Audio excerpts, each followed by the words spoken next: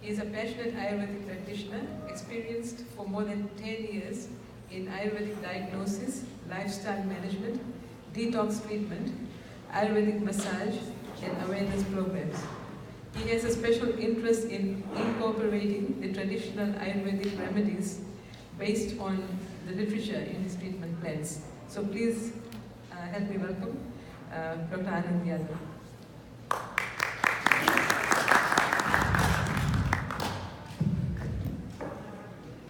Thank you very much, Dr. Magdi. So today, amongst all of our modern science, doctors who are from modern science field, I would just like to throw back what Ayurveda has to offer.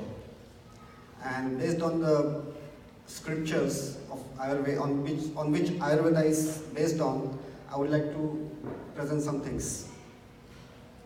I would like to start with a prayer, which is to Lord Dhanvantari. Narayanam namaskrityam naram chaiva narottamam devim saraswati vyasam tato jayamudiraye om namami dhanvantari adidevam surasuranidam padapadmam lokajararukkabhayam vitnasham dataramisham vividha aushadhinam om ajnanatirandasya jnananjana shalakaya chakshurum militam yena tasmai shri gurave namaha. So here is the small introduction about Ayurveda. The word Ayurveda it comprises of two words. Ayur means life and Veda means the science of knowledge. It's a Upaveda of Atharva Veda. Ayurveda deals with herbs, plants, anatomy, physiology of the body and principle of treatment of diseases. Charak Samhita, one of the oldest texts of Ayurveda, is edited from Agnivesh Samhita by Charaka. He was a physician from a province called Kaniksha. Agnivesha was the founder of medicine and he was a disciple of sage Atreya. Shushruta Samhita, the author is Shushruta, and this basically deals with surgery and other things. And Nagarjuna, he deals with the chemistry of metallurgy and alchemy to medicine, philosopher, physician and academic. Now, the theory and basic concepts of Ayurveda are followed. Ayurveda is based on three fundamental principles. The Pancha Mahabhuta Siddhanta. I am not sure how many of you are aware of these words, and if not, I would like to tell you these words basically they are derived from the Sanskrit text. I will be explaining what it means. Second is Tirodash theory. And the third one is Rasa, Guna, Virya, Vipaka, Prabhava and Siddhanta. Now let's see what is the Pancha Mahabhuta Siddhanta. In this creation, everything is combination of this Pancha Mahabhuta. Pancha Mahabhuta are, I'll come to it what it is, and each of these having own features, positive properties, means on identification. It has perfect balance of Pancha Mahabhuta is healthy state, and if someone has disturbed balance, then it is illness. This is Prithvi. The shape and form of the body, it derives from the earth element. Then second is Apa. Apa is moisture, which is around the atmosphere, the liquidity and the lubrication.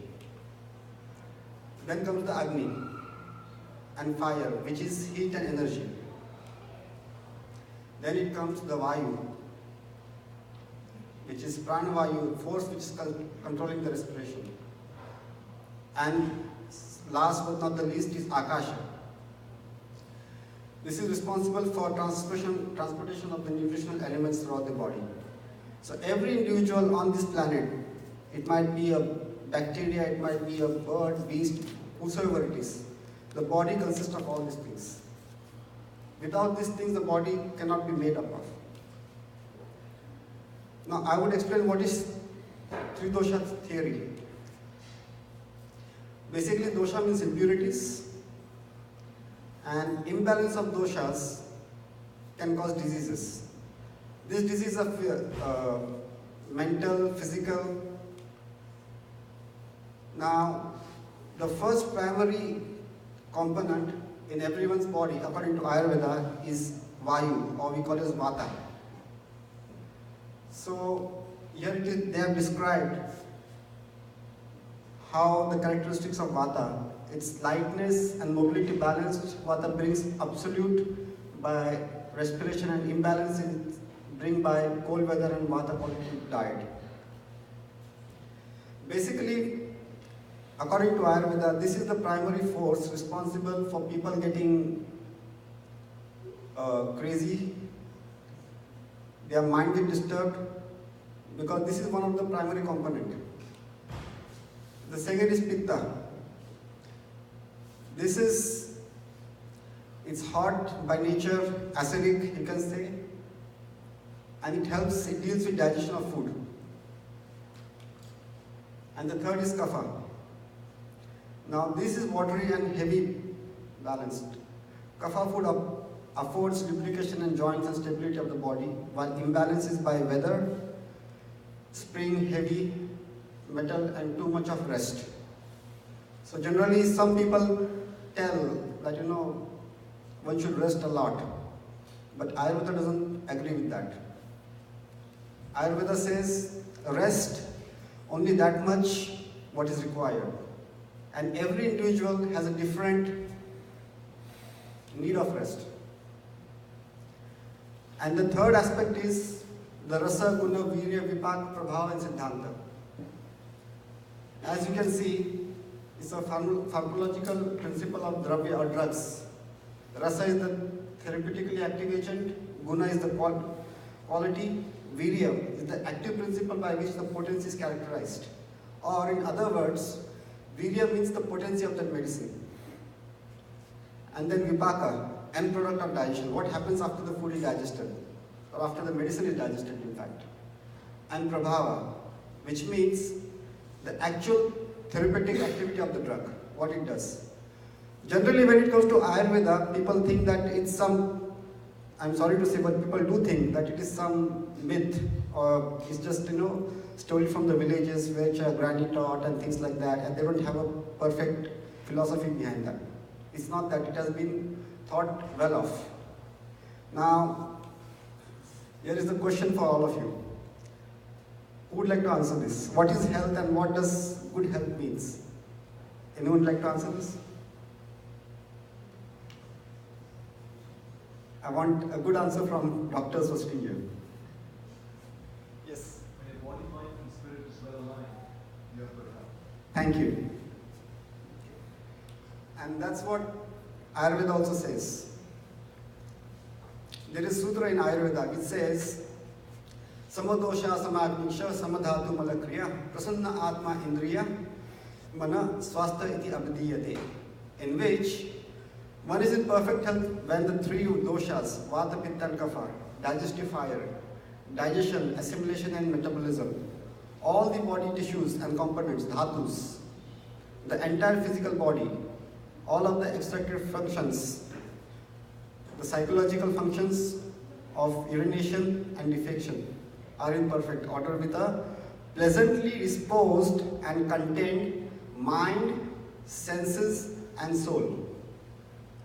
The modern medicine, it talks about body, and when it talks about, when there are very few cases when doctors outreach beyond the medical terms of mind and soul. And nowadays it has become a taboo to talk about soul. Now this is the principle, if anyone wants to remain healthy. It says, Brahmi Muhurte Uttishte Swastha Rakshati Mayusha. All one has to do is to wake up early in the morning. It's as simple as that. Sounds difficult. Okay. And here are the benefits. In Ashtanga Hridaya, second chapter, is Dinacharya. Dinacharya means what one person has to do when he or she gets up. It says, healthy person should get up from the bed at Brahma Muhurta. that is before dawn or around 45 minutes before sunrise, around 5 to 6 a.m. Last 3 hours of the night from 3 to 6 a.m. is known as Brahma Muhurta. So be healthy throughout the day, think freshly by waking up at Brahma Muhurta, and stay healthy throughout life. So this is a simple formula Ayurveda gives. We don't talk about, sleep early, we are saying get up early. It starts from there. And there is another principle in the Vedas which says that whenever you sleep at night, the next day you get a new body. You don't have the old body which you had 12 hours back.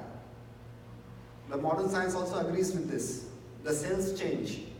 There is a new entire regeneration cycle which goes on in the body. And in the morning, people who get up early, they remain healthy for a longer period of time. That's a history. Okay. Now let's talk about the doshas, or the imbalances in the body. It says, body-mind governed with biological energies which are displaced in illness are doshas. Clinical examination to detect imbalance and restore balance. Doshas provide blueprint of an individual for healthy and fulfillment. 3 common doshas are Vata, Pitta and Kapha.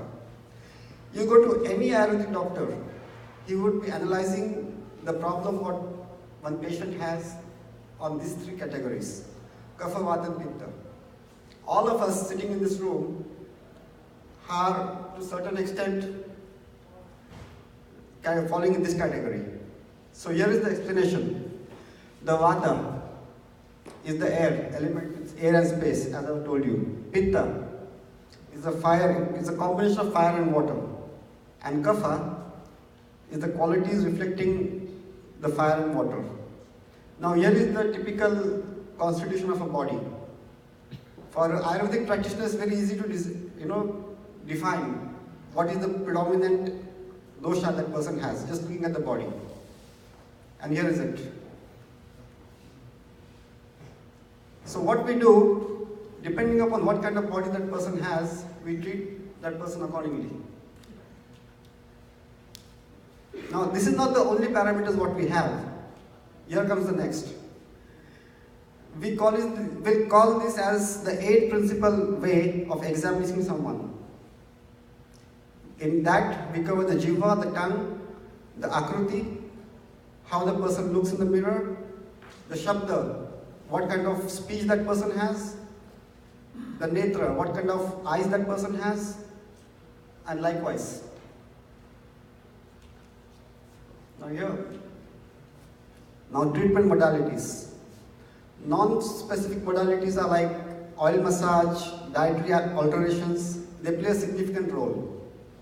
Several herbs combination, more in the nature of general tonics, and few special herbal remedies.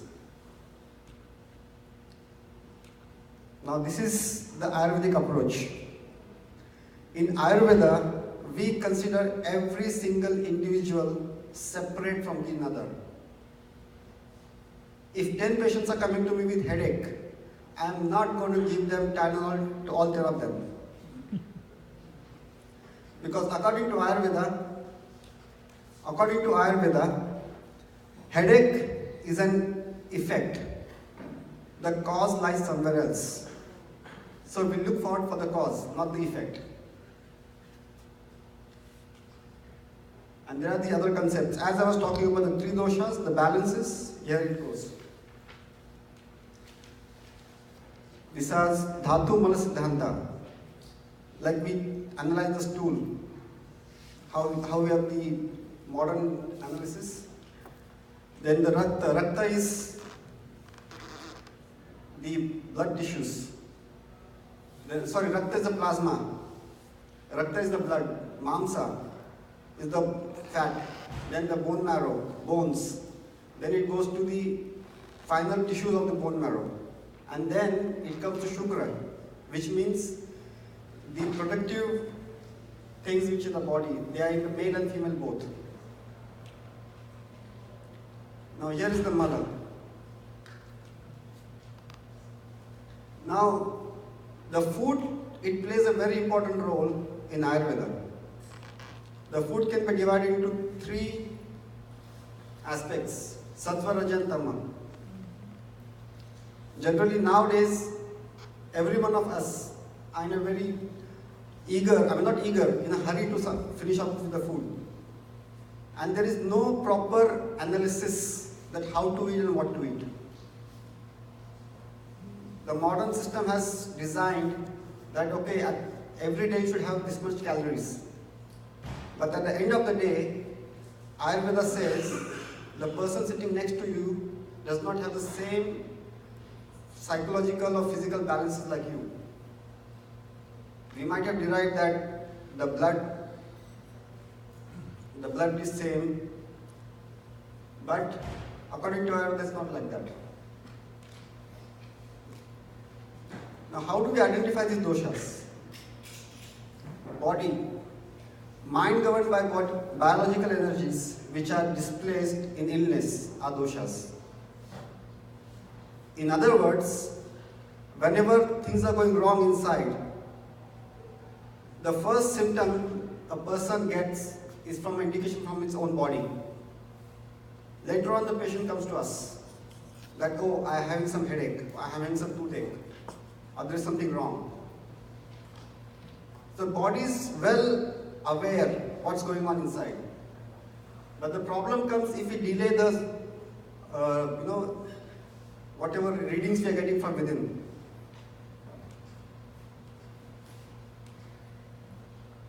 Now, this Panchakarma is one of the aspects of Ayurveda by which we start cleansing the body in different ways. Now, understand here, we are talking about body and mind. Procedures adopted for cleansing of body and mind, accumulated waste. Now, someone can tell, how do you clean the mind? I mean, to a certain extent, the science is so modernized, you can clean the brain. But how do you clean the mind? Okay, I have a question for all of you. Can anyone tell me where does the mind resides in the body? A physical location for the mind. Anyone would like to give it a try? Okay. So Ayurveda says the mind is located just beneath your heart and it is subtle. So if tomorrow you go for a heart transplant, that doesn't mean that mind goes away.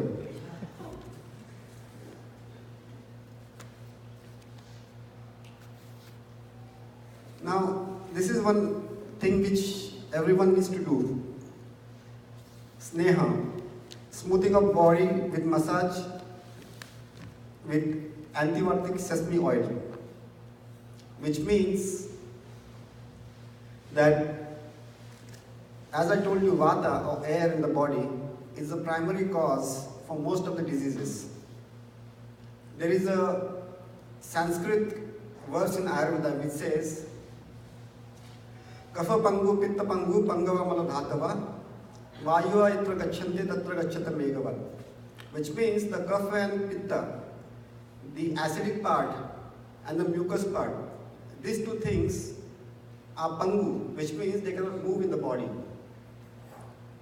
The other things which make it move is the vayu or the air aspect.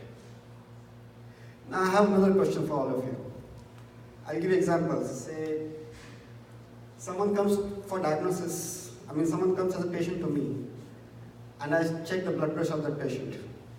The patient is lying on the examination table and the reading is somewhere around 180 about, say, 120, something like that. Or say 200 about 120. I leave the patient on the examination table, I come and sit at my desk, and for some reason the patient dies. And when I go and check the blood pressure again, what would be the reading? Any guess? Okay. Same? 0. Okay. But the thing is that, okay, the thing is that we call it blood pressure, right? but the same amount of blood is there in the body. The blood hasn't been reduced. So Ayurveda says that's the pressure of the air, the pranavayu. The pressure of the air which identifies what kind of pressure that person has. And due to irregular habits, irregular diet, irregular lifestyle, they get disturbed. And people get, they get affected with different diseases. Now this is the Svedan, which means steaming a body for removal of Sveda for lightning. What does it mean?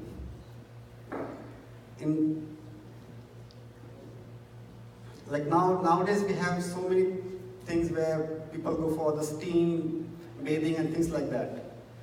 But Ayurveda has different principles. As I told you, the body, every day we get new body, and the old cells, they are not eliminated. They stay in the body in a subtle form. So when we go through this process, Svedana, when we go through the steaming process of the body, the pores of the skin, they open. And the body starts to release the toxic material from there. This is Vaman, which means we cause forceful vomiting after consumption of some medicinal herb. This helps for people, most of them who are affected with stomach-related problems. Then Virechan.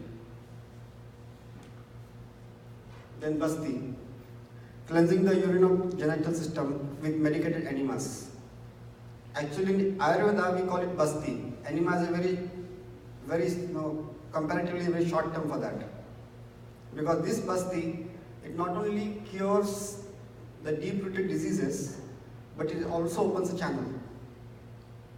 During my early days when I was studying under my guru, one patient came to us. He said he had a severe toothache. So I was excited to know what kind of drugs or what kind of herbs the guru might give him. And my guru suggested me prepare this kind of enema for him. I said, really? He has a toothache. So, anyways, we did the procedure, and after the procedure, within 3 minutes, the patient came back to the office and he said, I'm feeling much more better. Now you might think what is the link? Tooth is somewhere else, and we're injecting the enema somewhere else. So the idea is simple. The air, disturbed air in the body. There is another Sanskrit phrase which says, Shulam nasti vinavata, which means there is no pain without the air going through the body. Wherever there is air in the body, there is pain. Okay. Now let's come to treatment part.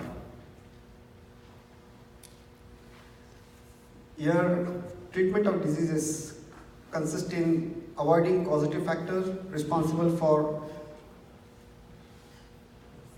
disequilibrium of body, matrix through the use of panchakarma procedures, medicines, suitable diet, activity and regime for restoring the balance and strengthening the body mechanism to prevent or minimize the future occurrence of the diseases. In Ayurveda, we don't look in the aspect of bacteria and germs. We help the body to rejuvenate and to regenerate from where it left. And as I told you that the different kind of treatment. Now here in Ayurveda we have different branches also of medicine.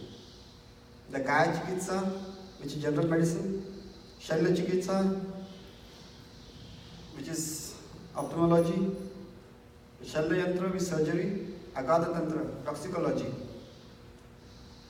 Rasa Chikitsa, then Vajikaran, disease of genital organs,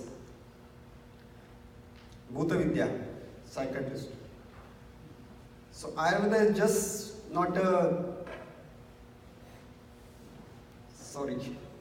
Ayurveda is just not science which came down from grandmother or grandfather. It is a well thought of and well researched science. Now I'll come to the end of the presentation. This is the aspect which I would like to talk on more. Ayurveda and diet. I mean, tomorrow we'll be hearing some of them talking about the diet, but the Ayurveda perspective of diet. An individual's mental and spiritual development as well as his temperament is influenced by the quality of food consumed by him or her. Now one might say, how is it possible? So I'll give you a simple example. According to Ayurveda, the mind is inside the body. And whatever is affecting the body, it affects the mind. It is more about the energy we are surrounded with. If I am eating a frozen food, it might be organic, but it is frozen. Ayurveda says that it has lost the life of itself. So which has lost the life, which has lost the energy for itself, how it can give energy to you? That is the principle behind that. So Ayurveda emphasizes on eating fresh. Second is, food in human body is transformed first into shayal or rasa, and then successive process involved into conversion to blood, muscle, that's how it goes. Thus, food is the basic to all metabolic transformations and life activities. Lack of nutrition in food or improper transformation of food lead to varieties of disease and conditions. And nowadays modern science has accepted that. Last but not the least, here is Shushrut, who had performed surgeries 4,000 years ago. And that was done without anesthesia. And it was done like during those days, there were a lot of battles going on. People were using swords. They were cutting off the limbs. And surgery was a very common thing that time. People didn't need to wait for a long time to get into surgery. It was quick fix. Thank you. We have 2 minutes. I would like to know if you have any questions. I would like to answer it.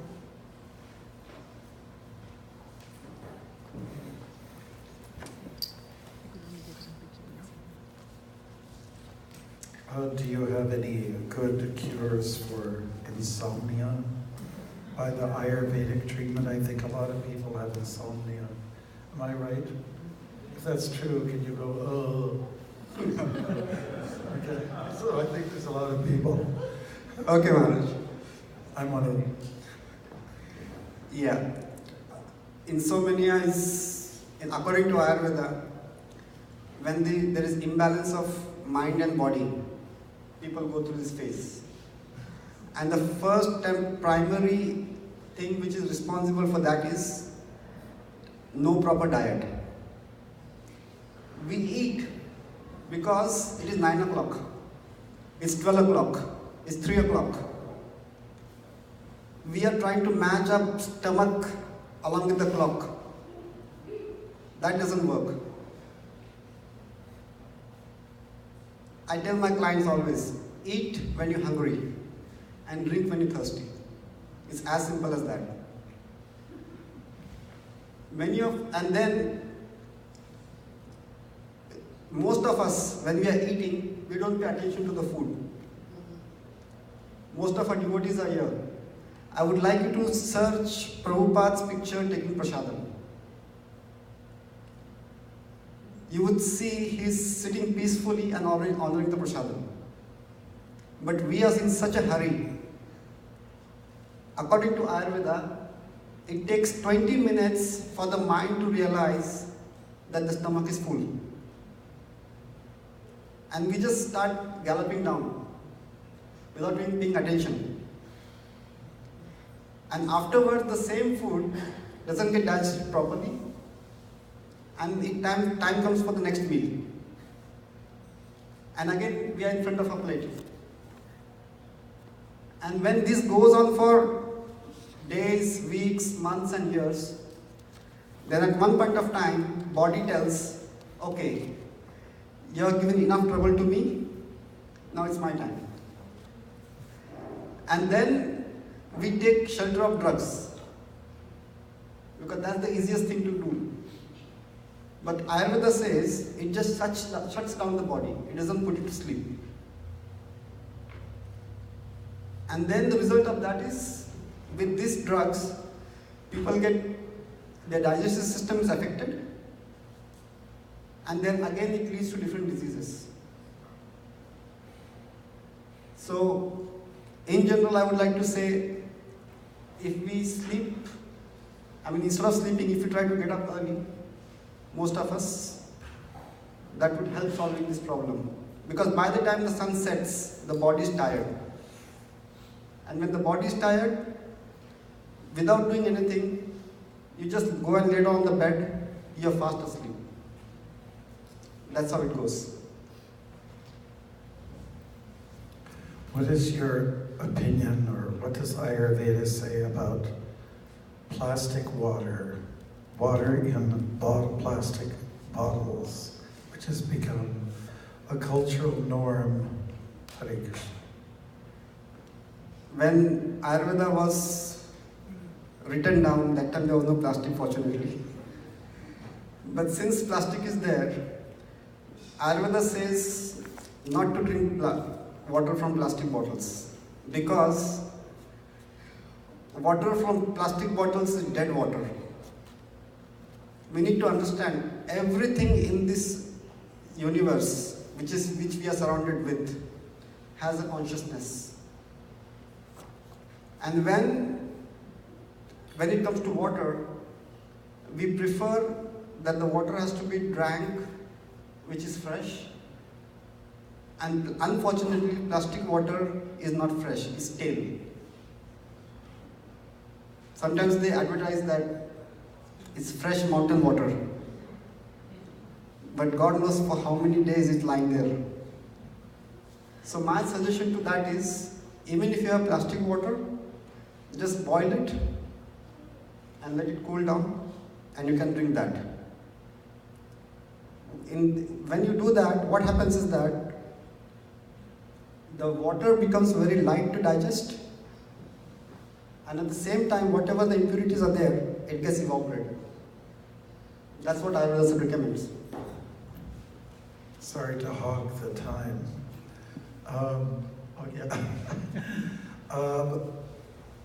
We're hearing a lot that so many liters of water must be drunk every day.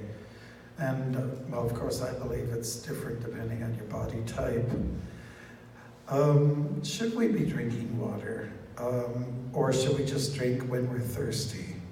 Because we drink a lot of moisture, a lot of fluid comes in through the food. And another question, sorry folks, but I'm just enthusiastic here. Is it good to mix liquids, especially cold liquids, while you're eating? Because that's a habit. I would like to, again, bring this to everyone's notice. All of us sitting in this room are humans. We are not aquatics. We don't need to be with water. Ayurveda says that we call it Deha. Deha means body. It is a Parthiv Deha. Parthiv means, it comes from the word earth, Prithvi, which means earth. What happens when we mix too much water in earth? It becomes saggy. I give this example to most of my patients. If you're planning to make a dough, and if you add too much water to it, the formation of dough would be good. And same thing happens in the body. There is a substance called ama, which is generated, which is very difficult to digest, and because of that, people get more sick. So drink, I'm not saying don't drink water. Drink when you're thirsty, sit down and drink, and do not drink more than 4 to 5 sips at a time. Because whatever food you eat, it has water in it. If you take rice, it has water in it. Even if you take salad, it has water in it. So Ayurveda says, when you eat, 1/4 should be solids, 1/4 should be liquids, and the remaining half, you leave it for digestion. So, as I told you, if we drink when you're thirsty, and drink only limited, not just bottles up, that helps for the body to digest. Remember one thing, whatever goes in the body, let it be air, water, food, it has to be digested. No digestion means it invites illness, it invites sickness. And Ayurveda says, there's a shloka which says, Langhanam param aushadham, which means fasting is the best medicine. As an interventional cardiologist, I beg to differ with you big time. In my practice, and patients who do not have history of congestive heart failure, I'm talking about, we recommend patients to be drinking 60 to 64 ounces of water per day. And I am telling you, I have seen over 60,000 patients in 26 years. And I find chronic dehydration state so common. People are drinking 4, 5, 6 cups of coffee. When we talk about water, we do not consider coffee or tea as part of the fluid intake. We talk about water, and this is how I practice. I drink 64 ounces of water minimum per day. And I mention to the patients that please do not drink cold water. In fact, water at room temperature when taken, it reduces chances of reflux, esophagitis, and gastritis. So room temperature water and drinking at least 60 to 64 ounces per day, because our lives, and I know, I respect what you're saying from Ayurveda, but living in the 21st century where our lives are full of stress, there is so much amount of insensible losses that we are seeing with stress at level of from the skin. You may not actually be sweating, but you are losing fluids. And I am telling you that, believe it or not, by making these simple recommendations, I see that patients come back and they see feeling so much better with just a simple technique of drinking water and doing some pranayama yoga. So this is a debatable topic, but I would like to tell you that when you drink water, as you say that you tell a patient to drink more water, but this effect, according to Ayurveda, there are 3 effects of anything. One is immediate effect, which you see the next day. Another effect is when you see after 10 years. And the third effect is when you see in the next life. And that's a fact. Thank you.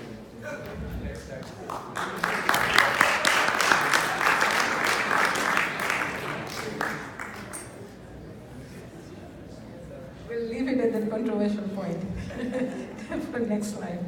So our final topic for today